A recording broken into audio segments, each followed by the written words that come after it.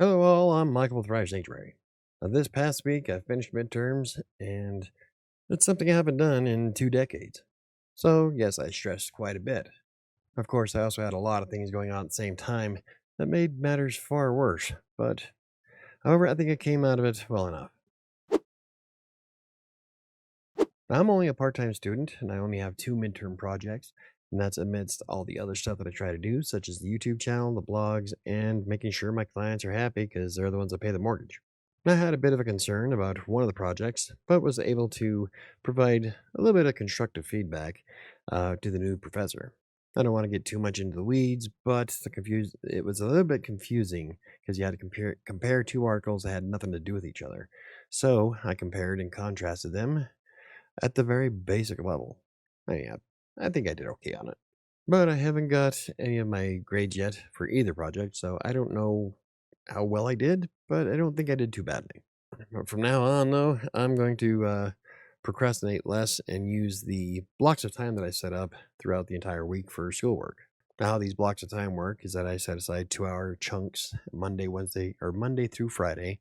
And then if I get done with those, then I fill in the rest of the time with either blogging or making videos. So if I can get my schoolwork done on a Monday or Tuesday, then I have the rest of the week to do the rest of the content that I want to create.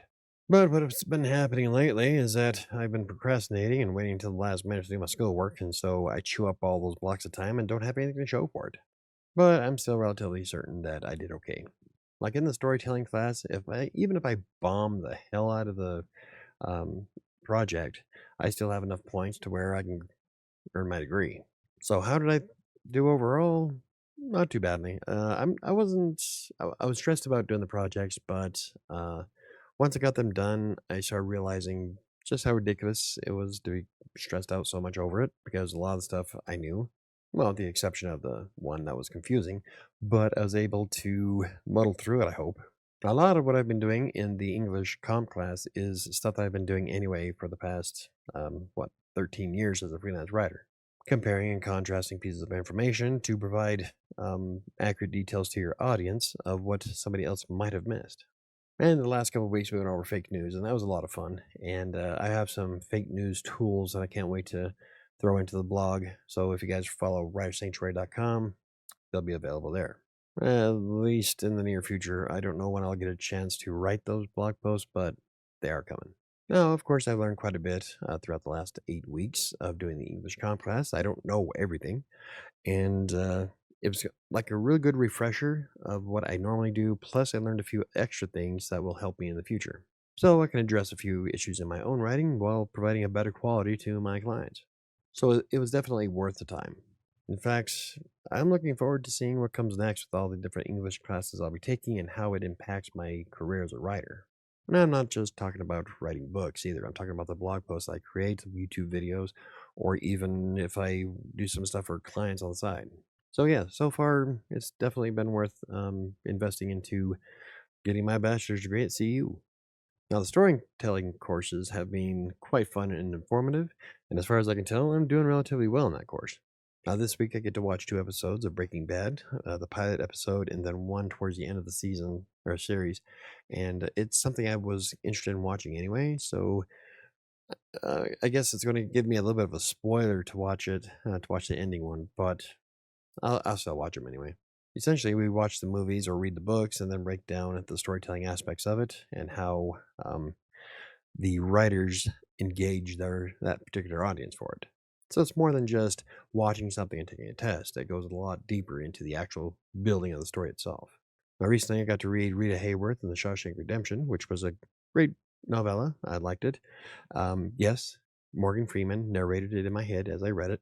It was something that I've always wanted to read anyway, and I was on the fence about just buying different seasons because that's the book that it's in. But I was able to get a novella from Amazon, and so I did that.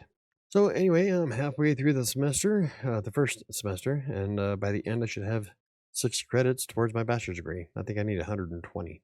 So as a part timer, it'll take a minute to finish. I'm hoping that I can make um, my other projects pay off so that I can afford to go full time without worrying about making sure my mortgage is paid. But as it stands, I'm barely able to handle being part-time with trying to do everything else that I do, and it's coming together. I need to streamline it just a tad. A lot of that depends on how much content I got on the blog and if I can make videos that people want to watch. Well, something else that I have planned for the future is that English Comp has given me quite a few ideas about videos and blog posts, and I'm really looking forward into diving into some of those, especially when it comes to identifying fake news and trying to help people avoid writing fake news. A big chunk of the last couple of weeks have been utilizing sources and how to identify when something doesn't sound right, and what sources they cite and the credibility of the author.